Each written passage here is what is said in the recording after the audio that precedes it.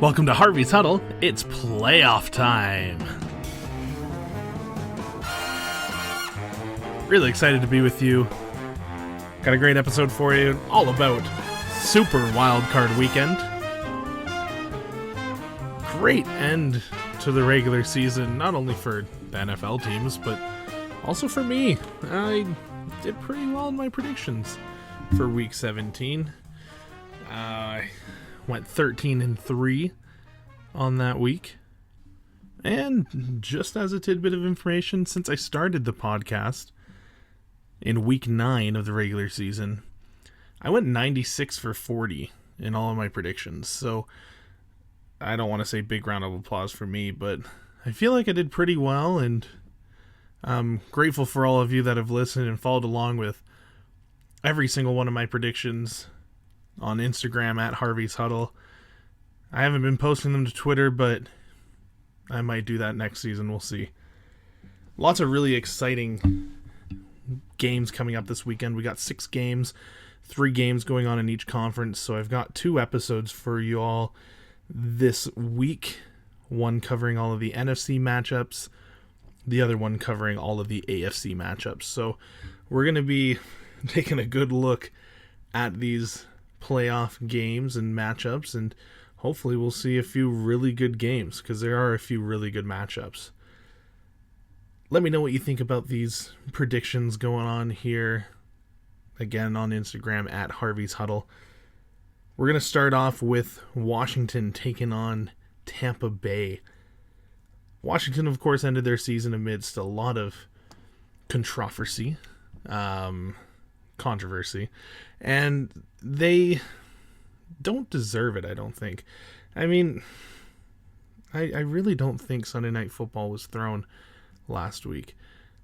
I think the only thing that really destroys the integrity of football and of the NFL is the fact that we had Washington and Philadelphia playing on Sunday Night Football, when we had the likes of Cleveland and Pittsburgh playing for a playoff spot. Even Miami and Buffalo. You could have flexed the Packers taking on the Bears. You could have done anything, and it would have been better than that football game. And none of us would have been talking about it. I guarantee that. Yes, Jalen Hurts being benched in the fourth quarter wasn't the best idea, I think. But I'm also not an NFL coach, and neither are any one of us. Yes, Joe Judge can go and say, oh, I'm so mad because my 6-10 team can't make the playoffs. Who cares? I don't think the Eagles care.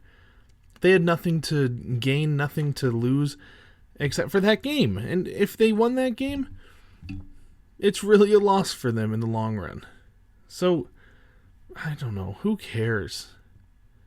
It's a game, and if you are 6-10 complaining that a worse team than you can't win a football game in order to let you get to the playoffs, I don't know. I think you got a little bit more issues there. Don't get me wrong. I love the Giants. I love the organization. I love all of these organizations. They're good, but they are bad football teams. And I think Washington, the way they've played in the latter part of the season, I think they deserve the playoff spot that they got. And we shouldn't take that away from them. Ron Rivera, he said earlier in the week that we're not talking about Pittsburgh playing backups against Cleveland. I was talking about it while I was watching the football game on Sunday.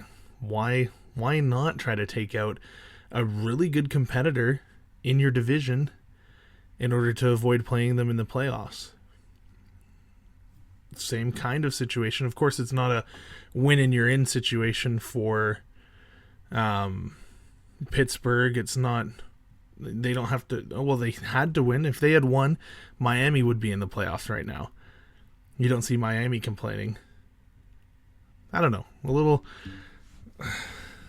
I think it's been blown way out of proportion. I think the Eagles are just a bad football team, and what you saw on Sunday Night Football was just a bad team playing bad football. And that's it. So let Washington be here. Alex Smith, he went 22 of 32 on Sunday Night Football for 162 yards. He threw 2 touchdowns and 2 picks. One of them was his fault. I don't really blame him for the other one, but Antonio Gibson in his game back, he had 19 carries for 75 yards. As bad as this team is on offense, and they're pretty bad. They're not great by any means, but this team is defined by their defense. Their stats are third lowest completion percentage in the NFL with 62.4%. They have the second lowest yards per pass attempt with 6.4. They have the second lowest pass touchdowns allowed with 21. They're tied for the fifth most interceptions with 16, and they have the sixth most sacks in the NFL with 47. And like I said, the offense is nothing to write home about, but they're not bad. It looks like Alex Smith is still kind of iffy right now on if he's going to play on Sunday, I want to say Sunday. It might be Saturday. Not too sure on that. I didn't write down the schedules, but we'll see how it goes. Tampa Bay, on the other hand, Brady went 26 of 41, 399 yards, 4 touchdowns, and an interception in their win against Atlanta. Ronald Jones had 78 yards on the ground and a touchdown as well. And I really think, as much as I have ragged on them since week 9, since I started this podcast, I think they are coming into a good groove. They're meshing together really well on offense. The offensive line is really stepping it up. They haven't allowed a lot of sacks and a lot of quarterback pressures in the last few weeks. So props to them. And the Buccaneers defense is pretty great. They have the best rushing defense in the NFL. They are at the top of the list in terms of rushing yards allowed with 1,289. The best yards per carry average allowed with 3.6, and the best touchdowns allowed on the ground with 10. I think this is a really easy game for me to call. I love Washington. I predicted them to make this playoff spot way back in, I think, week 10. I really like this football team. Football team, that's also their team name. They need a name. Can I just get that over and done with? I really don't want to be saying Washington football team for the next 10 years. Get a name, Washington, please. I think Young's going to be able to get to Brady once or twice and disrupt him. And I've always said the recipe to beating Brady is quarterback pressure, but I don't think it's going to be enough to get it done. I'm still unsure about Mike Evans and his injury situation. He looked like he sprained his ankle pretty well on Sunday. But with all that being said, I really want to pick Washington as an upset here because of their great defense. But I don't think their offense is going to be able to perform well against a really good Buccaneers defense. Washington needs a rush defense in order to be effective. And with Tampa Bay's rush defense the way that it is, I don't know if a banged up Antonio Gibson is going to be able to run all over them. I think Tampa Bay stifles Gibson, and I think Antonio Brown, he's going to really shine this game. He's been awesome the last few weeks. And my favorite part is there's little to no talk about him and his locker room presence, anything. It looks like he is really coming into his own right now, which is saying something because he was an elite receiver, probably top 4 receivers before he had a lot of run-ins and locker room issues and legal issues. He's gonna snag 150 plus yards through the air and a couple touchdowns, and I think Tampa Bay takes this one 37-13 and moves on into the divisional round. Oh, next up we have got Chicago taking on the Saints. Now, when this new playoff format was announced, it was thought up of being able to allow some better teams into the playoffs. Yes, you might say Washington's the worst team in the playoffs. I don't think so. Washington would have had that playoff spot no matter what because of the divisional rules. You know, they won a division, they're in the playoffs. Chicago, on the other hand, I don't think that when the NFL announced these new playoff formats that they thought a Chicago team like this one would make the playoffs. I really don't think they thought that. They're not very great, are they? I really don't think so. And I think it's going to show today. They're 8-8, by the way. They have one more win, two more wins than the Washington football team. So let's check this one out. Trubisky, he's 33 for 42, 252 yards, no touchdowns, and an interception against Green Bay on Sunday. Montgomery, on the other hand, he had 69 yards on the ground and a touchdown. Chicago has promise on defense. Like, first of all, Khalil Mack, where the heck has he been? I remember the trade to Chicago was one of the most scrutinized trades by Gruden over in what used to be Oakland, but now Las Vegas. He was scrutinized for it. Said it was one of the worst trades ever. Khalil Mack is elite. Where the heck is he? He hasn't been doing anything. This Chicago defense is okay. The only bright spot on this team, they're on the bottom for most of their offensive categories and defensive. But there's a bright spot. They're tied for the 8th lowest yards per carry on the ground with 4.1. They've only allowed 11 rushing touchdowns, which isn't terrible. But where do I put Chicago? What other good things can I say about them? Yeah, they blew out the Jaguars in Week 16. Yeah, they were able to put a lot of points against Minnesota when they had most of their defensive starters out. They beat Detroit. Good job. Those were their 3 wins before the Packers game, by the way. I don't know. I don't see a lot in Chicago. I don't see a lot in Trubisky. And I think if Matt Nagy isn't careful, he could lose his job if they lose here. He could. They're not doing anything. I talked about it in my Gear and Review Black Monday sort of episode, that a lot of teams, they don't really look for bad records, but also stagnant teams and a stagnant head coach. And I think Matt Nagy's in danger of having that issue.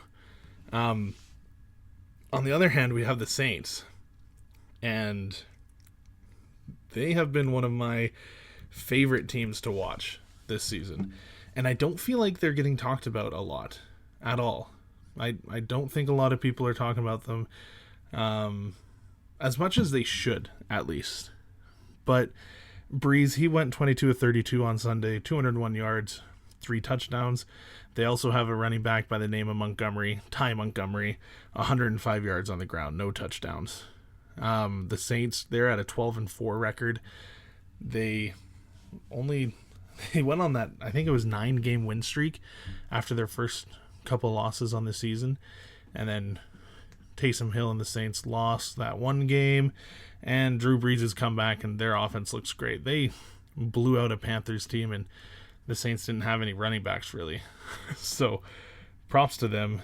Alvin Kamara, I believe he is available for this week, and the rest of them, their running back group is going to be available as well. So I'm expecting huge numbers from him and Latavius Murray. New Orleans defense, though, cannot be counted out. They have the second lowest completion percentage in the NFL, 59.8. Only the Steelers have a lower completion percentage allowed than that. They're tied for the most interceptions in the NFL with 18, and they also have allowed the 4th lowest quarterback rating in the NFL with 83.3. And there's a reason this game is on Nickelodeon, okay? There's a reason why there's going to be SpongeBob's popping all over the place and crazy graphics and slime everywhere. This game's going to be a joke, I think. I think Alvin Kamara is going to absolutely dominate here. He's going to pick up 2 touchdowns through the air and add 1 or 2 on the ground. Breeze is going to throw for 4 touchdowns, and I think the Saints win here 38-17 at least. They could score into the 40s even. But this is going to be a bad game if you're a Bears fan. And I'm so sorry for that. But at least you'll have some really cool graphics you'll have some like colors popping up, and Nate Burleson's going to be making jokes the whole time. You're going to be good. You'll at least enjoy being blown out Wildcard Weekend. So don't worry, Bears fans.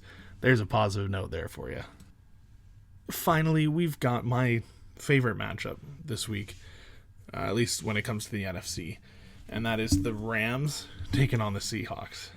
You gotta love a divisional game popping up in Wildcard Weekend. We've got another one in the AFC between the Steelers and the Browns. This is their third matchup this season. They split the series during the regular season. Seahawks won the most recent one. Rams won their first matchup in the season. Russell Wilson on Sunday, he went 20 of 36 for 181 yards, 2 touchdowns in their win. Collins and Carson, they combined for 73 yards on the ground and a touchdown.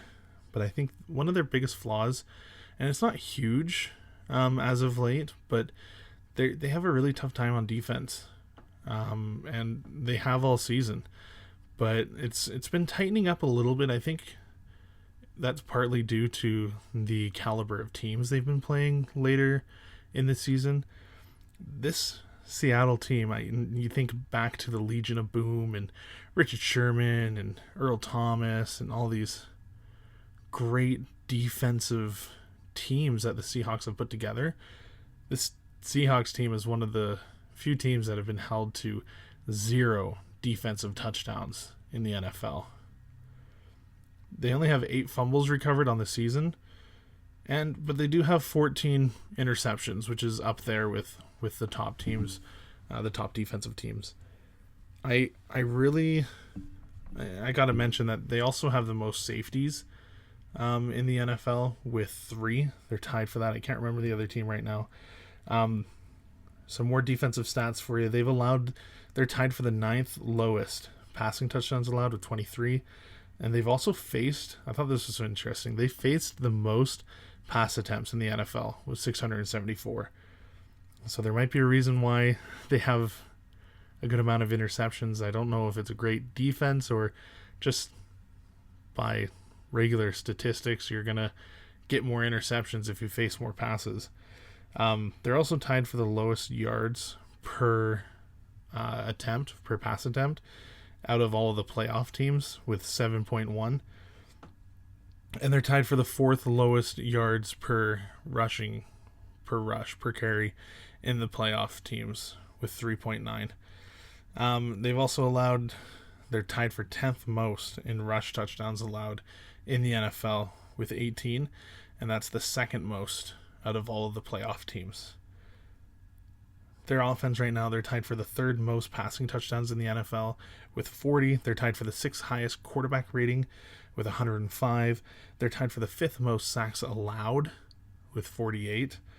The 4th highest completion percentage with 68.9%. And they're tied for the 5th highest rushing yards per carry with 4.8. They scored 16 points in their loss against the Rams earlier in the season, and they scored 20 points in their win versus the Rams. Other than their 40-point game against the Jets a few weeks back, their highest score since week 10, which was the Rams game where they only scored 16 points, was 28 against the Cardinals. And I really think if you look at the scores that Seattle had beforehand, I think most of them were in the 30s. And so I really think Jalen Ramsey and company have shown a blueprint of how to stop this Seahawks offense from scoring so many points. The only issue with the Rams is their offense. We'll get to that in a second. Well, we'll get to that right now. Wolford, in his first NFL start, props to him. He went 22 for 38, 231 yards. He didn't throw a touchdown, but he did throw a pick. Granted, his pick was on the first NFL pass for him. He had his first NFL win. Good for him. Props to him. Get his team into the playoffs. It was great. He also led the team with 56 yards rushing, which is something that I think the announcers or the commentators during the game were mentioning that Sean McVay has never really had a rushing quarterback, and with Wolford being able to do that, it seems like he was really relying on Wolford's legs a lot more than his arm per se. However, I do think this team has an offensive issue. They can't seem to find the end zone. They haven't scored in 2 weeks so far, and that's a problem. That's a very big problem. If you want to win in the playoffs, you cannot go without scoring a touchdown on offense. What's wrong? What's wrong with their offense? And I looked at their offense, and it looks like a lot of their team and a lot of their personnel, they look not exactly the same, but there's a lot of players on this Rams offense who were there for their Super Bowl run a few years ago, back in 2018. So what's going on? And I think it has to do with a lack of a rushing game. They had Todd Gurley in the backfield. They were scoring 30 or 40 points a game. Todd Gurley goes down. They haven't been able to find a running back to replace him since. Cam Akers has had the one good game this season that I remember. They're middle of the pack in terms of season rushing stats. And I really think they need Cam Akers to step up in this game to be able to take it to the Seahawks. They're not much better in terms of statistics in their passing game. They have the 7th lowest pass touchdowns with 20. They have the second lowest, and that's the second lowest pass touchdowns in the playoffs out of all the playoffs teams. They're only behind, or the only people that are worse than them are the Washington football team. They're tied for the 6th lowest sacks allowed, however, with 25, which is good. Their defense is much better, though. Their defense, a lot like Washington, LA's defense is a definition of how their team runs. They have the lowest yards per pass attempt with 6.2, the lowest pass touchdowns allowed with 17, the second lowest quarterback rating allowed with 80.4. They have the second most sacks in the league with 53, only behind Pittsburgh. They have the third lowest rushing yards per carry with 3.8. They're tied for the 4th lowest rushing touchdowns allowed with 17. And they have the second... Oh, and they only have 2 rushing yards, or rushes for 20-plus yards. That's the least in the NFL. And 0. They went the whole season without allowing a rush of 40 or more yards. Props to them. Props to their rushing offense or defense. I think this game, with the lack of offense for the Rams and the kind of not worse defense, but lackluster defense for the Seahawks, I think this is going to come down to the Seattle offense and this Rams defense. I really trust the Rams to hold the Seahawks to 20 or less points. But do I trust the Rams offense to get some touchdowns? Cooper Kupp has been said to be available for this game now. He's off of the COVID list, so that's good. Jared Goff has apparently been looking good in practice, and his thumb's looking okay. Do I trust Wolford to be able to score some touchdowns here? Do I trust Akers to be able to run against the Seahawks? Is Russell Wilson going to be playoff Russell Wilson and score a bunch of points and just leave us in awe? Is Jalen Ramsey going to be able to shut down DK Metcalf like he has this year? If that happens, is Tyler Lockett going to run crazy? Will the Rams be able to stop Chris Carson from running all over them if they do that? Seahawks allow a lot of sacks. Will Aaron Donald and company be able to get to Russell Wilson and disrupt him and take him down a few times? Oh, I really want to take a hot take on this one. I don't think a lot of people think the Rams can do this, but I think this is going to be my upset of the week. The Rams taking down the Seahawks. I think the Rams defense is going to be able to pressure Russell Wilson into making a few mistakes, a couple interceptions maybe a fumble or two. Somehow, some way, they're going to score a defensive touchdown in this game. I don't think Sean McVay expects anything less. They might even score 2 defensive touchdowns in this game. I think Cameron Akers is going to run for 100 plus yards and a touchdown. I see Goff, if he plays, if it's Wolford, I see him scoring a touchdown as well. Either way, Rams quarterback is going to throw a touchdown. I think Russell Wilson keeps it close. He's going to throw a couple touchdowns. It's going to come down to the wire, I think. And I'm going to take the Rams. The Rams will win this game 24-20 and move on to the divisional round. There you have it. Those are my predictions. Those are my previews. Let me know what you think. The NFC has a few weird games going on this week, especially the one on Nickelodeon. I've already beaten that one far enough. Let me know what you think. Hit me up on Instagram at Harvey's Huddle, on Twitter at Harvey_Huddle. And I also have a YouTube channel. Check it out, Harvey's Huddle. Tell me what you think. Tell me if you think I'm wrong. Tell me if you think I'm right. Share this episode with your friends, with your families, and let's just go out and have an awesome weekend of football. Saturday and Sunday games. Check out NFL.com or ESPN.com or however you get your sports for the times of those games. Check out my other episode this week. Keep an eye out for it with all of the 3 AFC game previews. We'll see how I do in the playoffs. I did pretty well in my predictions for the regular season. Playoffs are a whole different ballgame. I'm Jackson Harvey. This has been Harvey's Huddle. Take care and have a great Wildcard weekend.